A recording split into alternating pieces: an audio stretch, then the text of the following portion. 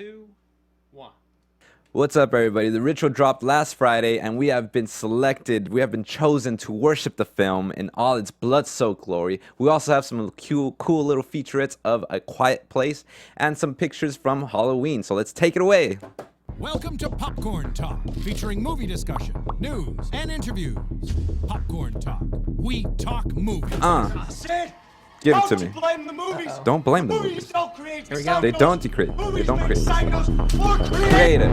That's what's up. Movies make them more creative, Yep. and I agree. I agree wholeheartedly. Wholeheartedly. Blood and guts. And all. What's up, everybody? Welcome to Horror Movie News, our 17th episode.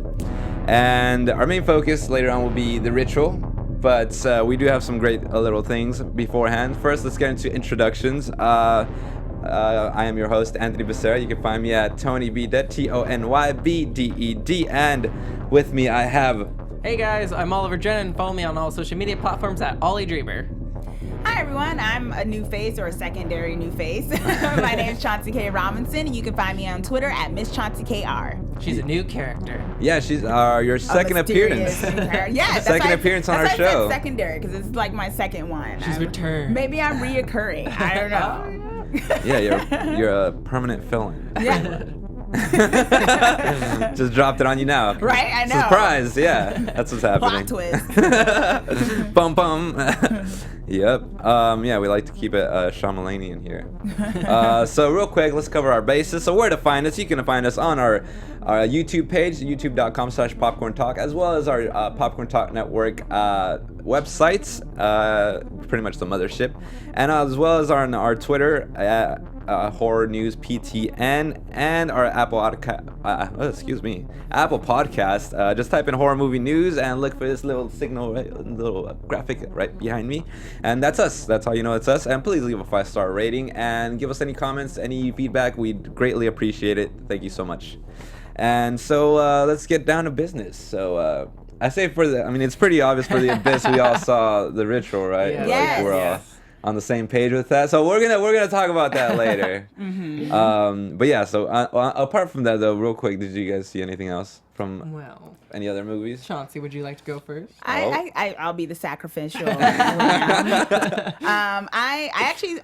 I keep seeing like vintage stuff. Like I rewatched The Fog because it was the anniversary of it coming out this month. So I watched that. That was pretty cool. And I actually watched Cloverfield Paradox too. Oh yeah, nice. What was your like overall opinion of Paradox? I have a lot of opinions, but I feel like it was a very good B horror movie. I thought that's what I would classify it. And if I say that, it would make it so it's not disappointing. Yeah, it was like it ended up being a B, but I think it was shooting for like an A+. It probably was. I mean, with the star cast, that cast was totally underutilized. They made that film, but for what it was, the screenplay and everything, it was definitely a B movie to me, which I was fine with. I love B movies. Okay. Attack of the Killer Tomatoes, I'm all about that. Thanks, killing. Thanks, You just killing. got stuffed. Right? I really want to watch the Jack Frost one now, too. Heard there's an interesting carrot scene. I've seen it. Yeah, you see it? Okay. Yeah. That's hilarious. You see anything else? Well, did you guys see the new Jigsaw? I finally got I didn't. I saw that in theaters. You're not missing much. It's not. I mean, it's kind of like Cloverfield Paradox. I like Cloverfield Paradox a lot more. I keep saying, and a lot of other people keep saying that, the Paradox was a lot like a extended Black Mirror episode. Oh, yeah. I heard that. Feature-length Black Mirror episode. Yeah, I think Paradox could have been a lot better. But I think it was really entertaining. Like I told Anthony, I never need to really see it again. Great cast. Same, yeah. The thing is, it's like the direction where they were going, you thought they were going to kind of go somewhere else. But it was kind of like, I feel like they played it safe, with Paradox. And it still, answered some questions. But also, with answering those questions, you're still left with so many plot holes. But I still liked it. It just wasn't as good as I wanted it to be. But I did see Jigsaw. Sorry, I went off on a tangent. All right. And I just think they're just trying to revitalize the Dead series, which I don't think is necessarily needed.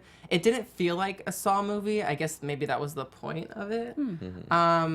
but it was also very predictable. You saw it? I saw it, yeah, and I agree with you. What did you? Wholeheartedly. No, yeah, it was very predictable and a little mundane, a little. Did you want us to spoil it? You can. I don't mind spoilers. But I know that they kind of had like a flashback scene where. Right, it was cool how it played with time. Yeah, like it tricked the audience and everything, but it was like a little treat. Yeah, cheap you trick, see Tobin Bell's character and you're like, wait, he died. Exactly. Yeah. But then I'm like, no, he's not. He's dead. Like this is clearly like a time jump. Like this is like 10 years ago, I believe. I think. Correctly. Correct me if I'm wrong, but there is a new Jigsaw, but that's all I really say.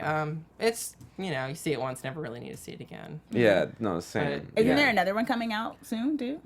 Probably. No, I wouldn't doubt it. Yeah. I love the first one. The first one was I thought it was good. I thought it was smart. I always like a smart horror picture. But, I think the other one started to kind of paint by the numbers with it. Yeah, it just became like torture porn kind of. Yeah. Yeah, I'm not a big fan of those. Yeah, I love the first one. I totally agree with you. I love the second one. The second one was like probably my favorite in the series, and the third one was kind of like, okay, that's when it started to like, I'm like, no, you're doing so well.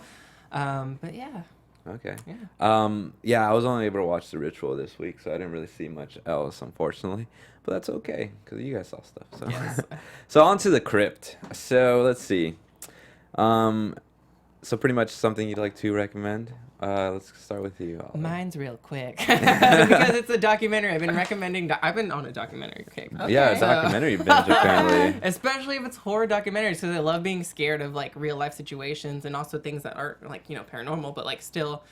Mine is basically Beware the Slender Man. It's a documentary on HBO, directed by Irene Taylor Brodsky, and it basically is a retelling of the events that happened in I totally forgot where.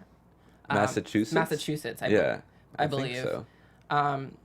With the stabbing, the girls who stabbed the attempted murder, basically, because they stabbed this classmate of theirs, their friend. It was also their friend, because the Slender Man told them to. Do you remember that crazy story? Yeah, and didn't she get like put away? It wasn't a recent trial or something. Mm-hmm. And then it's so crazy that the girl who got stabbed survived. So it's just a really interesting documentary to watch. I believe it took over 18 months to shoot, and you actually have like footage of like the parents and like their confessionals and what they've been going through since the stabbing. So I think it's a really good documentary to watch on HBO if you have like HBO access. I do. Courtesy of working here. And I also bring it up as well because of the Slender Man horror movie that's coming up. Which, I was about to say. Yeah, and we talked about it on the show previously, how they're trying to boycott it. Yeah. And, there's a petition to Really? Yeah, because the family was like, this is too recent. You guys are it's pretty much like profiting off of someone else's like dreadful situation. Which I can see, but also the Slender Man, even before, the stabbing was still such a, like a viral character online, so like, the video games, even just the creepypastas and stuff. So. Yeah, it's been able to embed itself into our into culture. Our culture and online and stuff like that. Yeah, it's like mainly online culture too. It's kind of like in a sense it's kind of like a new like characters such as like Freddy and Jason and stuff, but like for our age, it's like Slender Man. Yeah, it's so weird. I'm like in the sense like I'm like really. I'm like, hell yeah, that's cool. Like, we have a new monster, but at the same time, it's like, dang, like, look at where that monster came from, though. Which makes it even a bit more terrifying, too. Yeah, because these kids legit believe that the Slender Man told them to go stab this girl in the woods and kill her.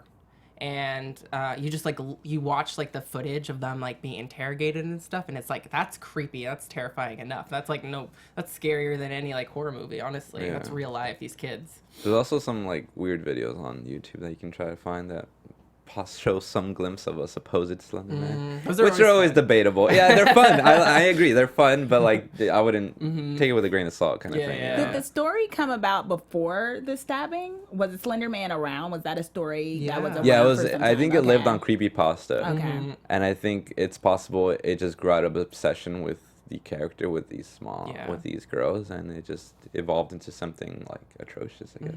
Absolutely. Who knows? But I definitely want to check out that documentary now. Check it out. Holy crap! Tell me what you think. That sounds awesome. Yeah. Chauncey, do you have anything? Because I'm not sure if I told you about it. Sorry. Well, I always recommend vintage horror stuff. Right. I recently also watched The Prom with Jamie Lee Curtis. Oh yeah. And if you want some good horror slash with some disco, I would say watch this film. And a fun fact about it is the fact that they were sued because they were using other disco music that they didn't own the rights to that were beyond their Canadian budget. So the film, like the new music or the music they ended up using was like what they had made specifically for the film. So you have this really cool disco track called The Prom, which is awesome, actually, if you like disco. Oh, cool. Yeah, I want to check that out. And if you want to see Jamie Lee Curtis dance to disco, this is your film. Yeah, right. If you ever wanted that. They also remade that one too, right? Yeah, and it wasn't as good. Yeah. Well, clearly, Per usual. They didn't even use the same plot line. It was weird. It was still from Canada, but I believe that's on Shudder right now, I think. Oh, the remake, right? No.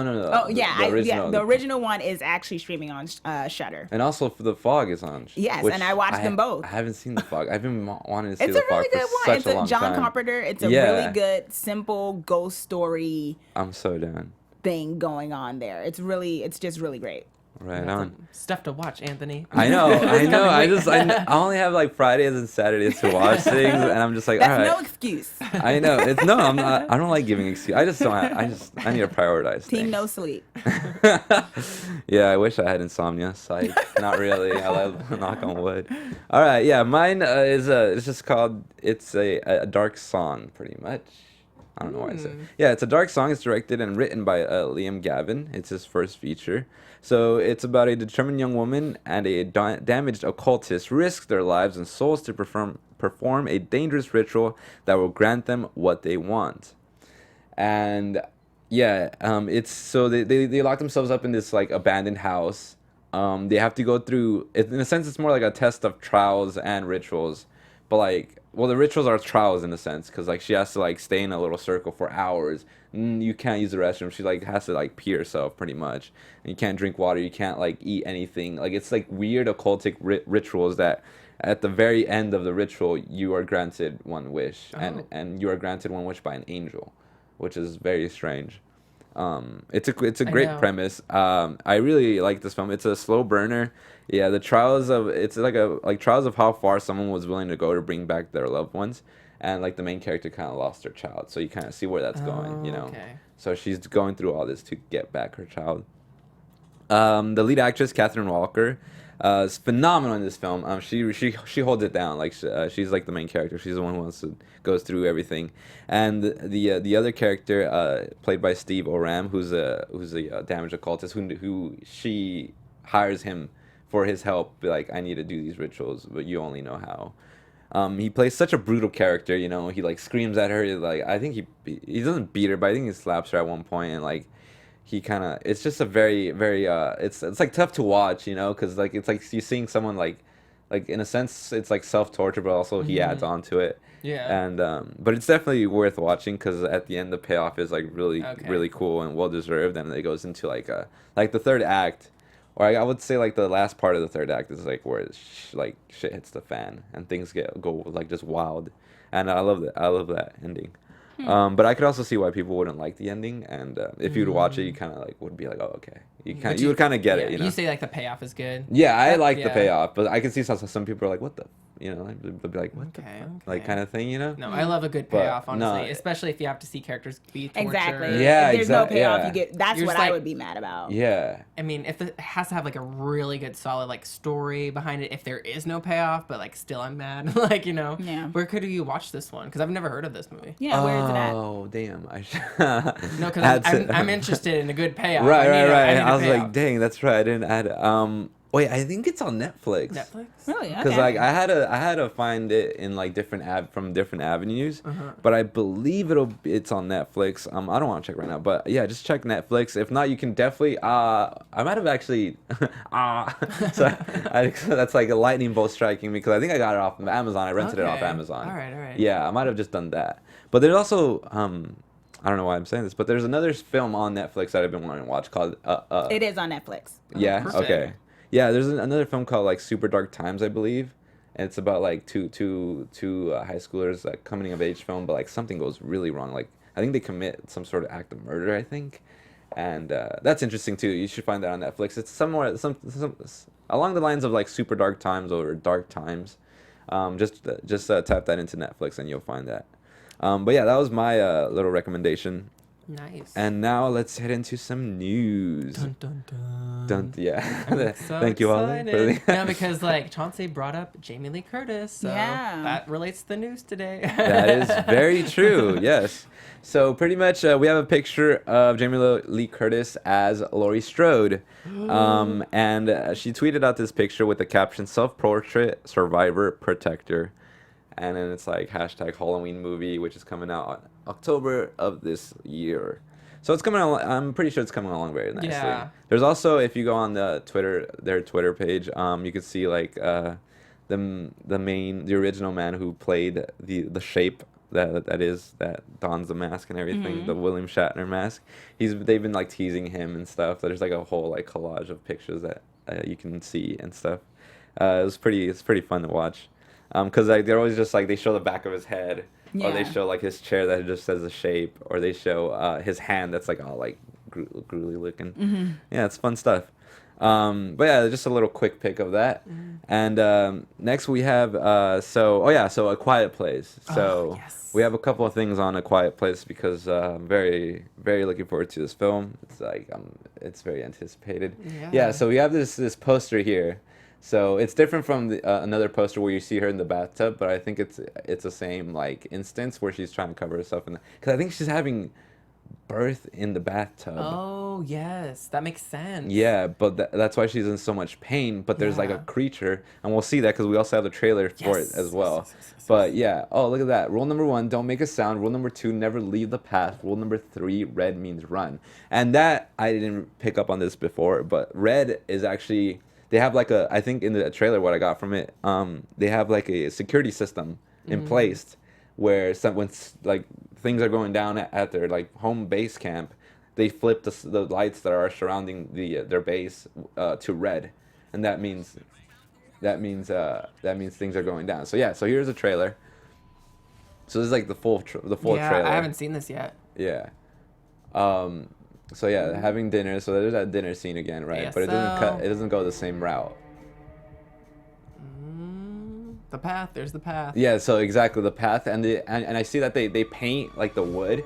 So because I'm guessing wood creaks. Yeah. So you have to step in certain places, and they always bring sand everywhere, so they can step on sand to not make noise. And then this is where that kid just just screws a pooch. Just, I want to play with my rocket ship for no reason. No. And here's what you like surmise from this as well, is that there's creatures everywhere. I think because how I'm guessing so that there's like weird creatures everywhere that just and also that the creatures are strong enough to shake a freaking car. Yeah. You saw the claw mark too. And the claw, when she's in the bathtub, you see like the black claw actually come out, or like the black hand. I know our screen is very dark, but there's also like the weird shake, like the camera shakes once it lands. Oh, it's they. Yeah. If they hunt you, they hear you, they hunt you. See, there's the lights turning red. That means that there's something, and that's when you see him like book it, like, all right, we gotta go. If we can't protect them, we have to protect them. See, she's pregnant. Yeah. She goes in the bathtub, and if you see back, I don't know if you can see it, but right around here, right here in the background, you see that hand come up in the back wall. I'm so excited for this. And that was very April 6th. Yeah, dude, I can't wait. Yeah. Okay, like 2 months left. Yeah. Basically. We have a horror movie coming out like almost every month. I wonder if like they're like blind creatures and maybe they just have really. That's good what I'm hearing. thinking. Yeah, that's what I'm guessing because it's kind of like maybe like sonar, like a bat-like kind of, but like more like beasts. Those heightened senses. Like I wonder if that has something to do with it. And also like as well as like what happened to the world? Like did these creatures just overrun? I can't even say that. Post-apocalyptic. Post-apocalyptic. Yeah. That was like the setting. Yeah, like what happened? Did they just kind of evolve? Are they humans that morphed, or are they, some other creature that suddenly came up? Oh yeah, see, I think you can see the hand like in the left part of the screen, in the background. You see like a hand just come up slowly, like, and it's like a black, like this weird black, and I think one has like around 3 fingers kind of thing. Yeah, it's very strange. They're definitely like doing really well at hiding the creature here. This is giving us like Cloverfield. And we still don't know vibes. much about the film, even watching that. And then we only hear, this is the first time you hear someone speak too in the trailer, and that's Emily Blunt saying like, "We can't protect them," which is really cool. I can't wait. And it's also John Krasinski's like first ever feature film that he's directed, which looks fantastic. Yeah. And so yeah, we also have some pictures from the film. If we can bring those up. So pretty much they're just showcasing like some shots. So there's Emily Blunt in what I'm guessing is like they're like in a sense like a headquarters for like seeing what's going up, what's happening, if there's any human contact out there. So is it, I wonder if it's a whole community or if it's just the family. Yeah. I'm not sure because so far it looks like just 4 cast members. So that's John Krasinski is also the younger boy is played by Noah Jupe. I'm not sure if that's how you pronounce it, but it sounds somewhat right. Yeah. So yeah, he's just telling him, "Be quiet, little boy." It's like Joel from Last of Us. Oh yeah. Oh my God. It looks like there's like some kind of like the first image. It looks like it's kind of like that was like a flashback kind of before like everything went to crap. Maybe that's what I'm thinking. Yeah, I mean, yeah, exactly. Because we're not sure about time either. This looks so rural in comparison. Everything looks kind of like. Because you know what I was thinking, like in the first teaser, there's claw marks already established, like in where they live, I think. Yeah. So what if it's possible, like that giving birth scene is something that happens in the past because that kid with the rocket looks very young already. Yeah. So it's like unless she like because she didn't look too pregnant, and there's also the little girl is played by Millicent Simmons. And also Noah Jupe again. Yeah, it's quite crazy. Oh yeah, and I dubbed the creatures shushers because like when someone oh I love it, shushers. Because if they make a sound, they'll be like shh, but they'll kill you. They should use know? That shushers. The shushers. You heard it here first, folks. Yeah, that's her in the bathtub. I'm guessing she's giving birth, and she can't do anything about it. Like either birth or contractions. Something painful because she's already like freaking out before she gets in there. It might be that the animals, the shushers, like invaded the house already, and she's like, "Oh my God, like what do I do?" Yeah, kind of thing, you know. But yeah, so like the shushers seem to be very fast. They seem to be everywhere because like wherever you make a sound, they're gonna be on you like quick. They're probably doing like echolocation or something like how bats do it. Yeah. And they're strong because of the car movement, and there's a lot of them. I'm guessing. Yeah. But I feel like they can be killed because he does carry a gun around and everything. Yeah. So. We'll see. They're not like invincible, thank God. So we'll see. We'll see what happens there. Oh yeah, and also there was a fun little video of John. So apparently I was watching Ellen here at the studio randomly, and John Krasinski was on and he was talking about A Quiet Place and stuff. And one of the fun little facts was that Emily Blunt was actually giving him like little suggestions as to who to play the wife and whatnot. And she ends up reading the script and she tells him like, "I need to play this. Like no one else can play this. I need to play this." And he's like, "Yeah, like, of course." And he said that was one of his biggest compliments of like for his career, like to have like, you know, because I mean Blunt's like amazing, like, such a great actress, and to have her be like, "I want to be in your movie," it's like also really cool. But yeah, this is just apart from that, they decided to play a little game, and let's just watch what happens here. Have a staring contest, and we have to be quiet, so we can't make noises. We can't do anything. Proper. But we just, so the first person, oh my God, I'm going to be so bad at this. I was going to say, you're so good at this. No, I'm going to be so bad at this. The first person to laugh loses. Off topic. And, she's 60, y'all. Like, whoa. Oh God, it was just her birthday. Just looking at you, so this is hard. Is that a good thing? Yeah, it is. Kiki the Gorgeous. Okay. Goes to show a great positive attitude keeps you young. Honestly. Just be positive, y'all. Who's gonna win? I know, right? Ellen's got this.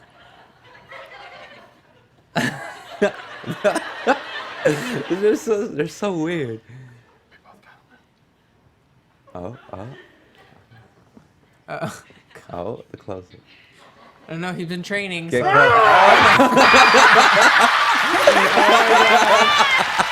That was amazing. That's awesome. Oh my God. All right, We can stop right there. Beautiful. That's so good. So that dude just scared the crap out of him, and he's like afterwards he's like trying to catch his breath, and he's just like, oh, he's he just should have going. been prepared. They do that on the show. That's so good. Have they done those jump things? Oh, they Yeah, I don't watch Ellen, but I was just like watching this instant. I was like, this is amazing. Whenever Jennifer Aniston is on, they always scare her. In the most recent episode, like they tried scaring her in like a dress up as a clown, and she was just like totally like knew it was coming, and she just like she didn't get scared because she knew he was there behind her. It was so good. But oh, that's funny. that is a recurring gag. Yeah, and he also plays into it. I was like, hold on, everybody, look at this box, and he's like he's been in here for like an hour or so. Yeah. Like it was like pretty hilarious.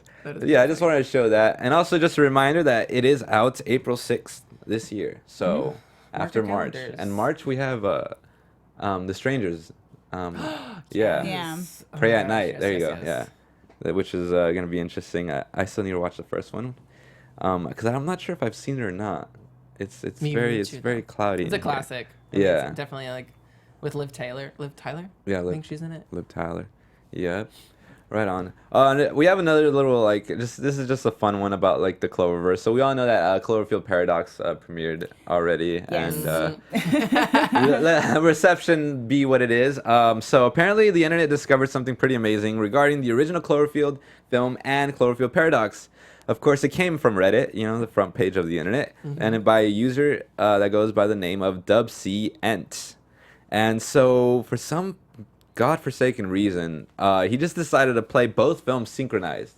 He just started both films at the same time, and he found something a little interesting, and this pretty much sums it up if you play this clip, once we play this clip. Like right now. So they're both there, and the top left clip is Paradox they're about to fire up the Shepherd. This is when the Shepherd actually starts to work. And notice what happens once it fires off in both films. Oh. So it looks seamlessly synchronized. And they actually do like a little dance, like the film, like both films are synchronized where like each one reacts to the other in the events of what's happening. Oh. So it's still unsure whether this is on purpose or whether this is just a weird Cloververse coincidence. Yeah. I feel like it's coincidence, but it's a cool coincidence. Right? I was like, damn, this is cool. Like, I kind of want to watch it like that now. Like, yeah. That's so interesting to me. Yeah. After watching Paradox, you do want to watch like the first Cloverfield again. But I think it's kind of cool, like seeing like the fandom kind of like go back and kind of just like reevaluate everything, the universe, and come up with their own theories. Like fan fiction, like it's kind of fun, like, and just theories in general, because you never know, like, these are people. Possibly our next filmmakers, like I don't know. That's what I do like about the series and what the mystery that it brings to the fans. Right. Yeah, because they still haven't really explained a lot about Cloverfield. I mean, I think that's why a lot of people were frustrated with the third, with this one, was because they thought they were going to get answers, and they didn't really. So, or the answers they got were just like not as cool as they wanted it to be. I mean, I was satisfied, but I could understand they wanted something deeper, like I felt like their explanation was like this time thing. I don't know. Yeah, it was we didn't have a chance to show it last week, and I didn't put it on this week's rundown, but pretty much what it was like when the Shepherd is fired, there's clover, they call it clovers, that rip into different dimensions and different times in the universes, and that's why we get our main like universe, which is like where the Shepherd is and also where the first Cloverfield takes part in.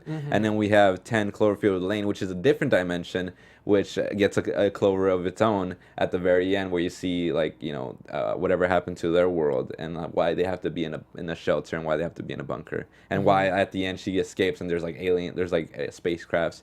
And then that's where I think where it's leading towards for Overlord, where another clover just goes into the past, because it rips through time and space and dimension, so it just goes into the past of in the 1940s during World War II. So that's gonna be interesting. But and there was a fun little chart that this guy made up that made it very simple. It was pretty funny. I wanted to show it last week, but we didn't have time because we had Jack Bennett, which was awesome. Great interview. Totally. But yeah, that was all. That was just a fun little like, oh, look at this Cloverfield, little fun stuff, And our last piece of news, let's slay some giants pretty much. So I Kill Giants is a story about a young teenage girl who chooses to escape her mundane reality by retreating into a world full of magic, filled with titans and giants. So, and there's the poster for it that was released, and it looks epic. Like, this looks cool. Like, like she has these bunny ears on her. She has this huge axe. And then there's like a huge giant, just a huge giant like right behind her. Like, it's ridiculous. Like, look, that looks like, and it looks metallic. Like, the arms of the giant looks metallic. I'm like, there's no way this is real. Like, I have a feeling this is like this all looks in like her a head. video game. Like, this looks like Shadow of the Colossus. Oh my God! Yeah. You're so right. And they're making another one, by the way. But anyways, off topic. Shadow? No, they're remaking it. They're remaking it? Yeah, I thought it was a continuation. No, it's a remake of the original. Well, yeah, that's freaking awesome. But yeah, it definitely looks like a video game cover. Yeah, I'm here for it. The bunny ears, yes. Yeah. Yeah, it's actually So it's actually based off of a graphic novel. But the film stars Madison Wolfe as the main character, Barbara Thorson, and she's been in The Conjuring and also Joy with Jennifer Lawrence, Joy, I believe. Yeah. Yeah. Zoe also stars Zoe Saldana, which plays her school therapist. That's why I think it's in her head, because there's a therapist involved. And she's from Guardians of the Galaxy. She's Gamora, and also Imogen Poots plays her sister Barbara. Barbara's sister Karen, my bad. So her name's Karen, and she's from the Green Room, Filth, and also 28 Weeks Later. By the way, have you seen Green Room? No. I haven't seen my Green Room yet. God! I heard it was good. What is Green Room? Is this a Oh horror my! movie? It's Anton Yelkin's, like, he stars in it, and it's like he made a horror film. The late Anton Yelkin, yeah. No. R.I.P. It's amazing. It also has Patrick Stewart. Oh, dude, it's so good. What? It's like Anton Yelkin and his band goes into like this they're looking for a gig in Washington, I believe.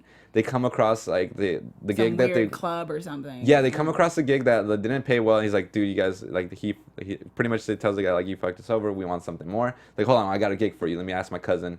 They go to his cousin. It's like a rally or like a meetup place deep in the neck woods, like in the woods of just like skinheads and like Nazis and everything. Yeah, and they play a show there, and then just things go down. This sounds okay. Yeah, that's just like just to check set this it one up out. for you. No, I gotta it's on Amazon Prime. All if you can come I'm gonna across check that. this one out. It's so good. Oh my gosh! It's all right. It's a really great film. But yeah, it's directed by Directed by Anders Walter, who directed and wrote an Academy Award-winning short film called Helium, and this is actually his first feature film. Cool. And this premiered at the 2017 Toronto International Film Festival, and it got critical praise. And yeah, so we saw the poster already, and there has been a trailer release. If you haven't seen it, here it is right now. Yeah. Yeah, it's being released by the RLJF Films. Okay. And okay, I'm already here for this. it gives me like Bridget Terabithia vibes, you know? You know what else? Like, I haven't seen much of it yet, but Sucker Punch. Like, yeah. It's like just it's like the same vein, yeah. Yeah. Producers of Harry Potter. Mm-hmm. I want to get to know you a little bit more. Zoe Saldana, Queen. What about your sister? I'd Queen play Mora. your dragons or whatever if you asked me to. That would be hilarious. What are you doing? What's it for? That's her friend that she There's makes. some serious stuff going down. Uh-oh. There's some dark shots that we can't really see too well. I don't know from your view, but... I kill giants. Alright. Cool. Yeah, that's it. Show me Dark more. omens are totally cool. A giant comes to a place and takes everything from you. See, that's why I can see it could be like done, metaphorical. It's like anything that made your life good. But if it's real, I'm never just Like a giant. blown away. Can represent like loss almost. Like this huge thing that just. Oh. Like I say, just like wrecks your life in an instant. I know that no one Nonetheless, this film looks very beautiful.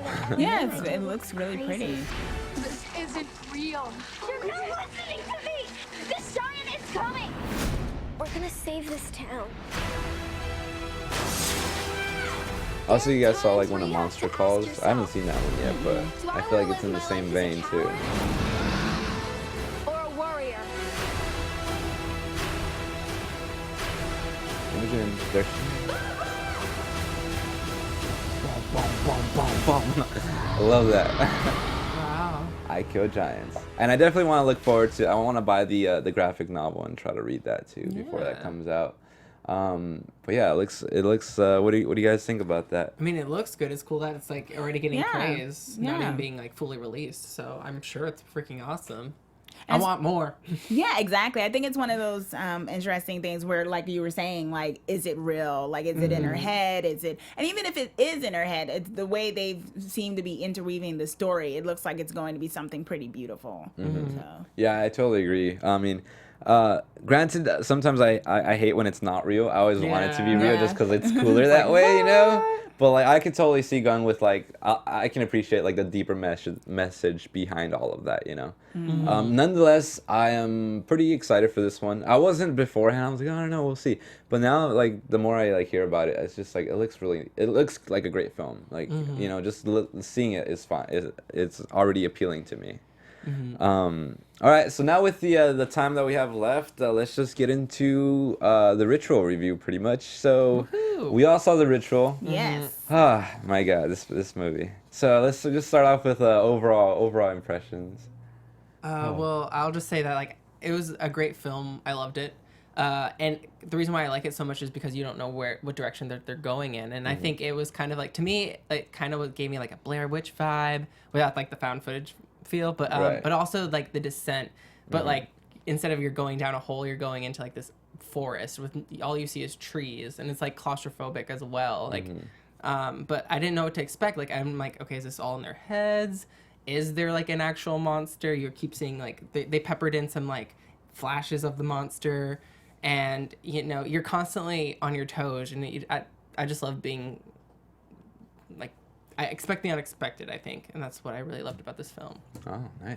Yeah, I really liked it. I enjoy horror pictures that don't. I enjoy horror pictures that don't necessarily depend so much on like the new technology stuff. Like you've had like Unfriend Me, Unfollow Me, all the whatever it is, Snapchat. And it's like I like ones. I like ones where it's less technology, so you have to rely more on the story. And I think that's what this movie was, which was really it was quiet. It was a quiet movie at times, and then when the moments when there was sound, it was impactful. Yeah. So it kind of felt like an art house movie, but also mainstream enough. I feel like enough people would really dig it. Yeah. I really like the cinematography in this. I feel like the cinematographer would just had a field day. It was just like, oh, look at all these things that I can do. Like just to play, like just to like frame shots that used like just the wilderness around it. It was just so phenomenal, and I really enjoyed seeing that. As just like even when there's like long steady shots, even when there's like long just shots of just the scenery, it's not boring because it's just so beautiful, like how like this picture is painted in front of you.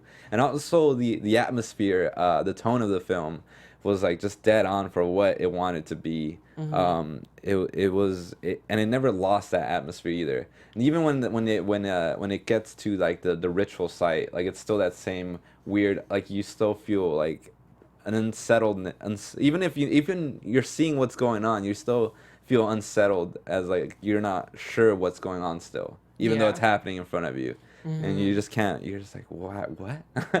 And I just really liked it. It was such a great film. The atmosphere was so sorry to cut you off. It's like the atmosphere was so strong. It's like even the setting, the trees. That's like the environment is like what's the most scary thing about the film. You know, being trapped. You know, not knowing where to go. You have no point to go to your destination. You have no clue. You're stuck. And I think that's like, forget about the monster. Like, you're screwed. You have someone who's injured. Like, how are you going to get out of this? Yeah, you know? it adds so much stress and so much like agony to our it. characters. I don't know if y'all, but I was stressed in this movie. It gets you stressed out. Yeah.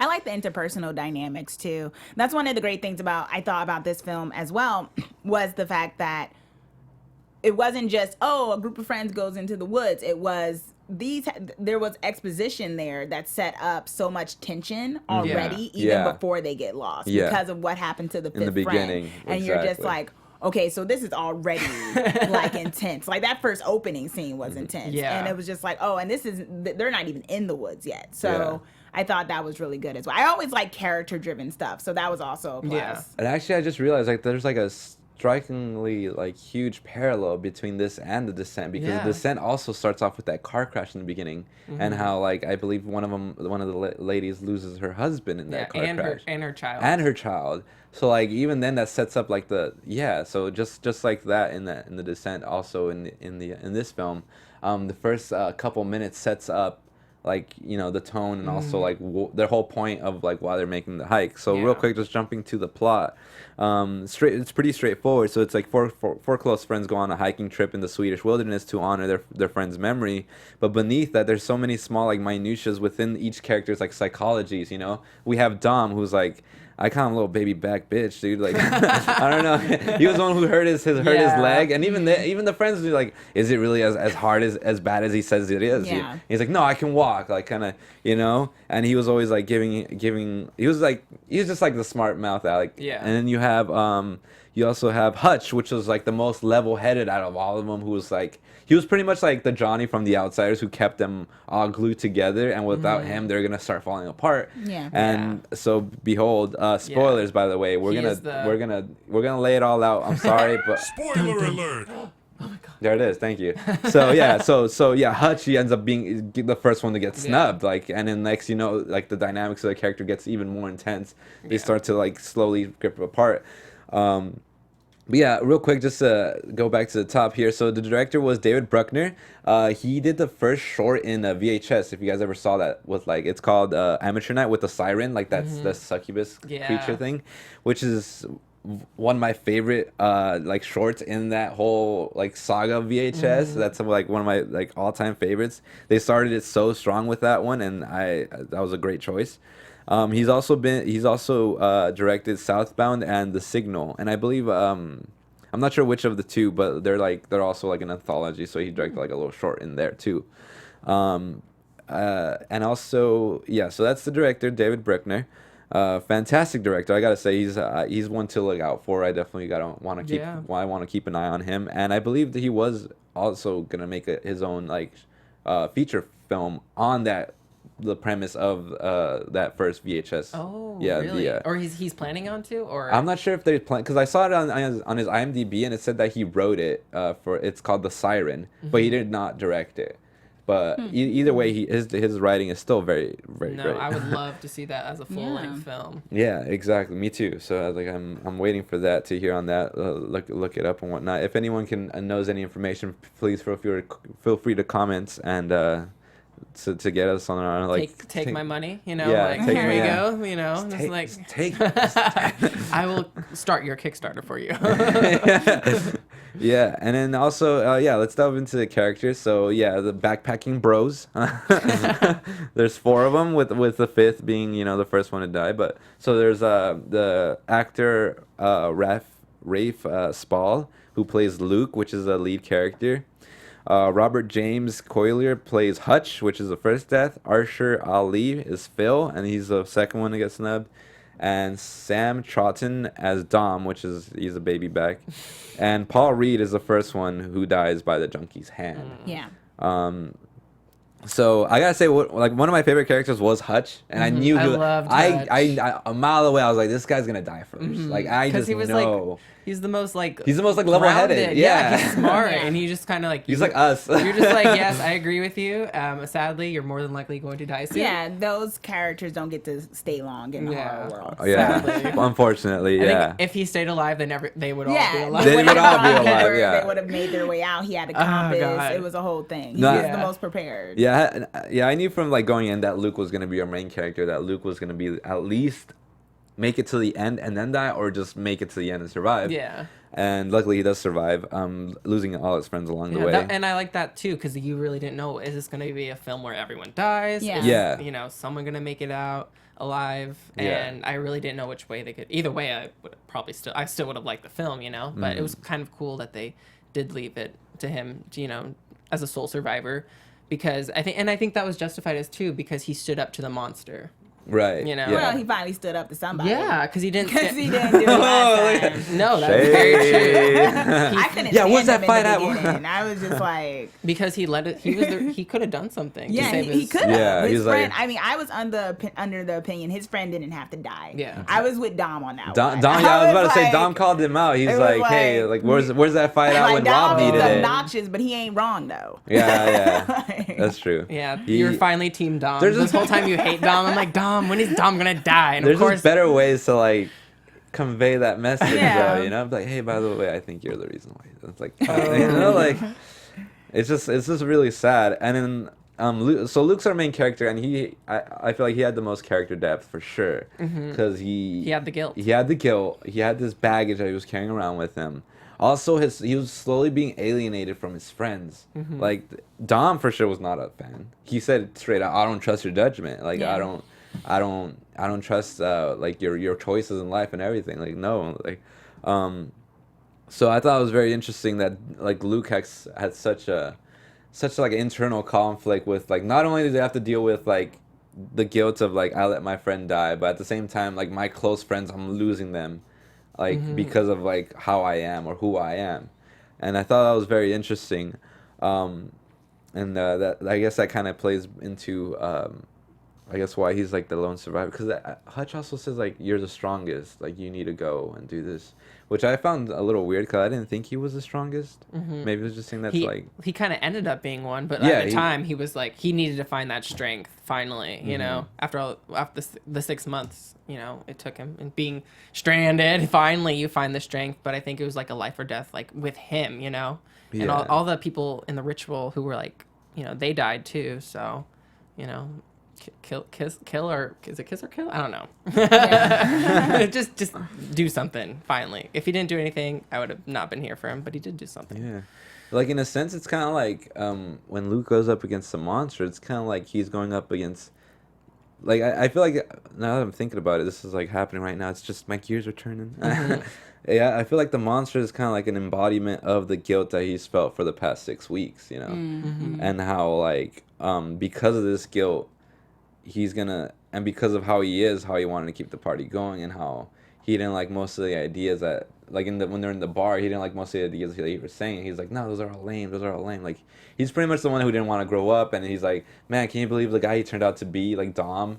And he's like, his friend Rob is like, oh yeah, he has a beautiful wife and a daughter. Oh, that's so terrible. Kind of like, you know, playing off into that.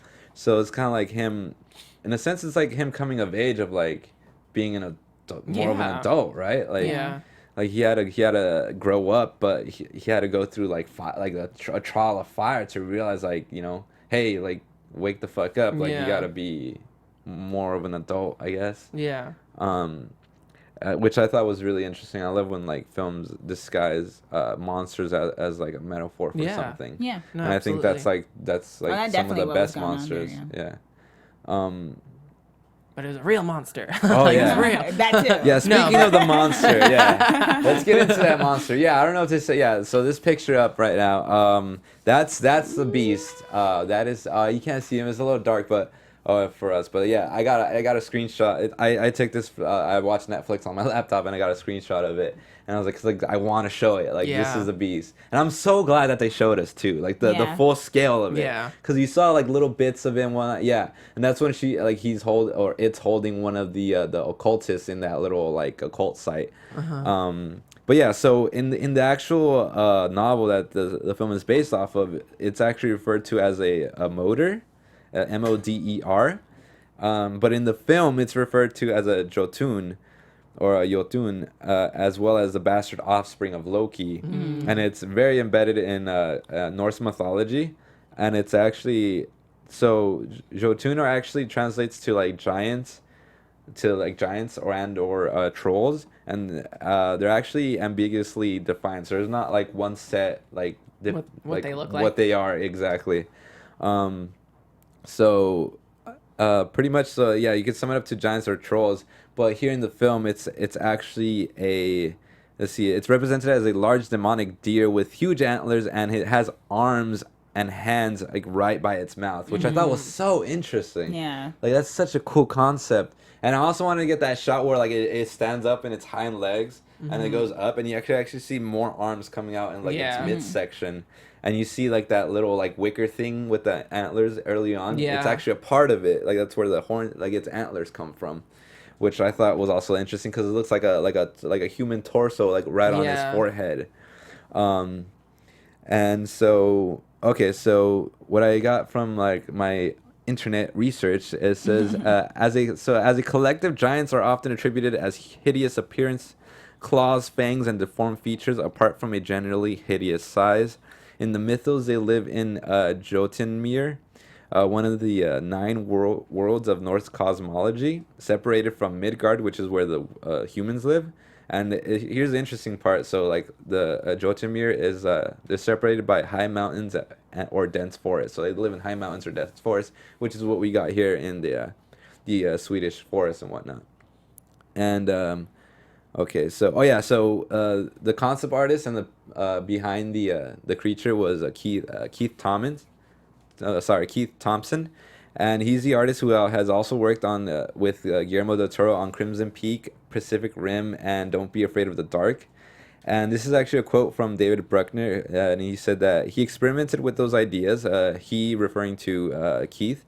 With those ideas and provided many different possibilities as well as concepts for the decrepit parishioners, which are like the people who worship the Jotun.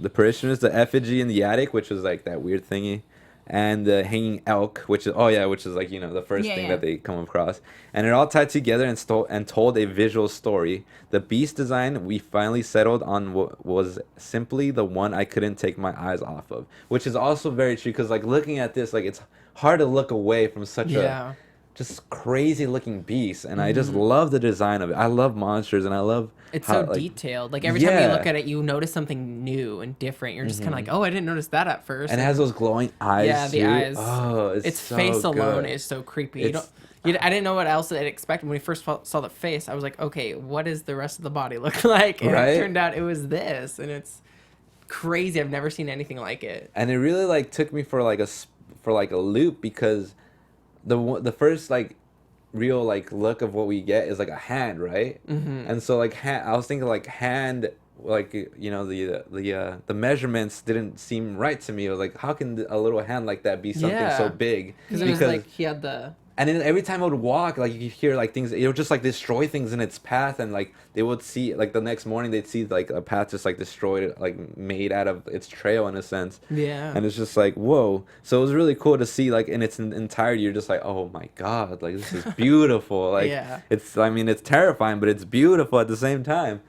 So I thought the creature was fantastic. Also, the setting was amazing. The Swedish forest and everything. It just looks so beautiful. We talked about the plot, and I thought it was the plot was pretty straightforward, but it's also really like left a lot of mystery. I would ask though, like with the monsters, since we know with internet research we found out it's Norse mythology, but did anyone get all that when they saw it? Because I did not. No. Because that's great that it was so deep, you know, and then maybe if I had read the book, I would know that it was the Norse god and all of that stuff. But when I read, I was like, man, that's a cool looking monster. I don't know what that's from. Yeah. Not that that's a bad thing. No, right. You know, it left the mystery of the horror there, and it's even cooler to do the research afterwards to find out. But I wonder if people who didn't do it, if they watched it, like when I watched it, if they got that same vibe, like what the heck is this? You're like, oh yeah, that's a Yurtsin. like what is this? Oh, it's some god thing they worship in the forest, which didn't take away from it. I just think it's interesting that the director and everyone had so much to say about that monster, but then it wasn't necessarily conveyed as much what the depth of it was in the movie. It's good they knew. Yeah. I don't think the audience would know. Yeah. And then also, what I also found interesting, which was kind of just like a little, I guess, passed over a bit, was that the occultists live in like a space that lives beyond. They mentioned like they live beyond time and life itself, and that's because of the Jotun like allows them to live there and like grants them. I'm guessing grants them like immortality in a sense. Yeah. Although they did not look great. Yeah. No, not at all. I mean, that's like the dark side of immortality. That's like, hey, you're worshiping like a demon or something. Yeah. Nonetheless, immortality though. Great. And like they all had that one that sign that Luke got like at the beginning because apparently like his pain was so great. Yeah. But he ended up killing them all, so the immortality didn't pay off. Also I want to bring it to attention real quick. That room of just like those weird like wooden creatures that he just like lights up.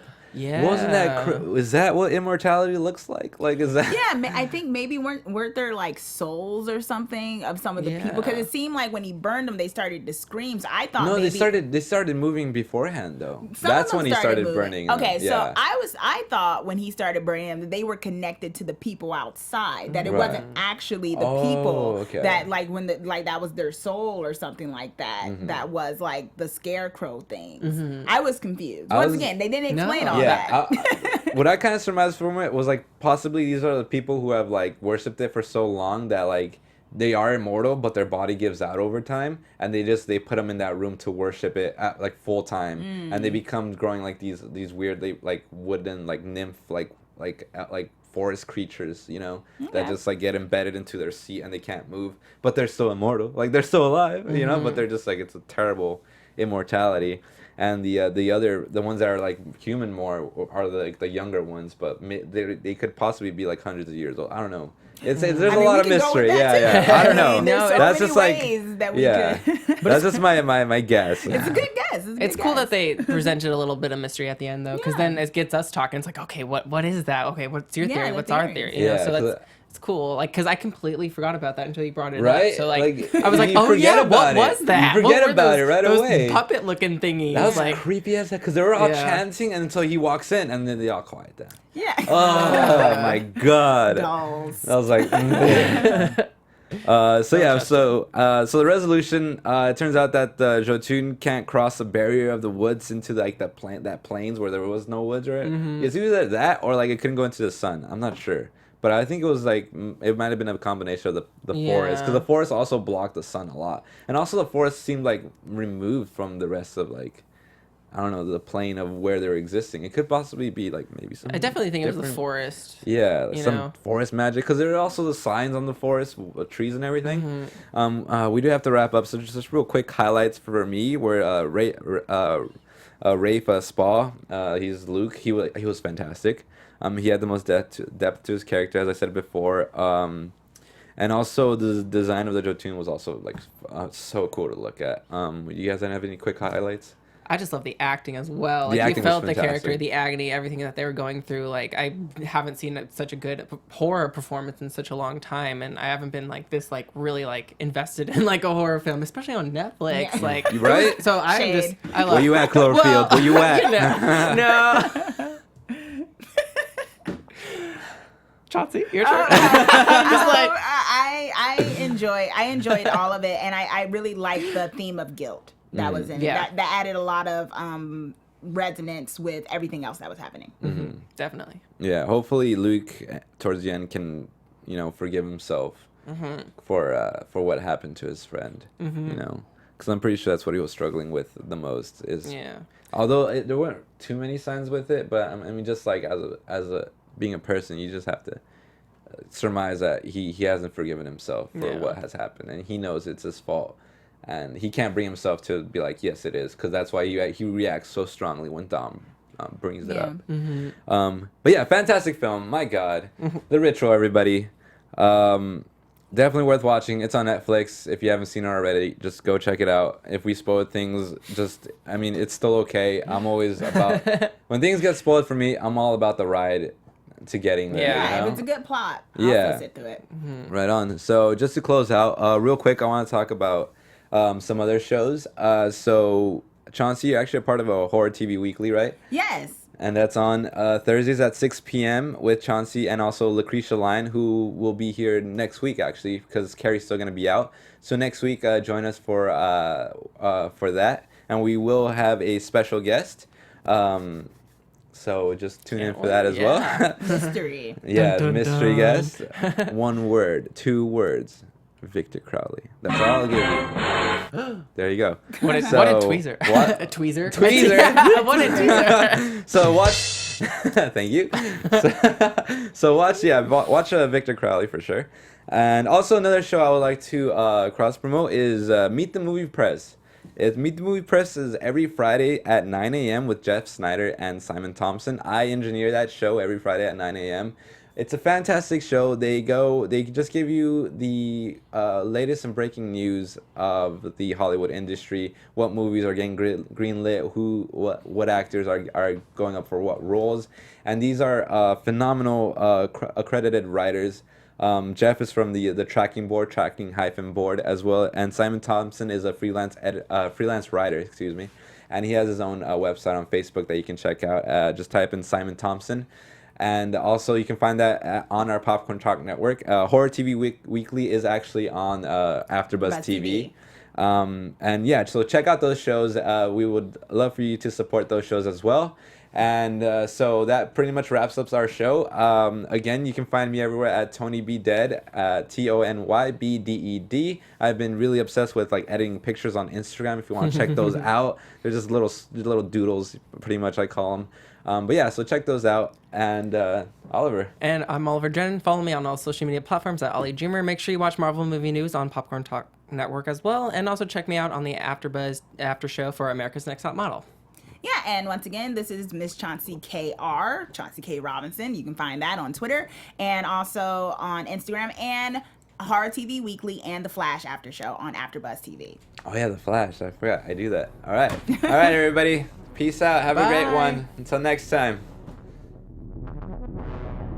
From producers Maria Menounos, Kevin Undergaro, Phil Svitek, and the entire Popcorn Talk Network, we would like to thank you for tuning in. For questions or comments, be sure to visit popcorntalk.com. I'm Sir Richard Wentworth, and this has been a presentation of the Popcorn Talk Network. The views expressed herein are those of the hosts only and do not necessarily reflect the views of its owners or principals.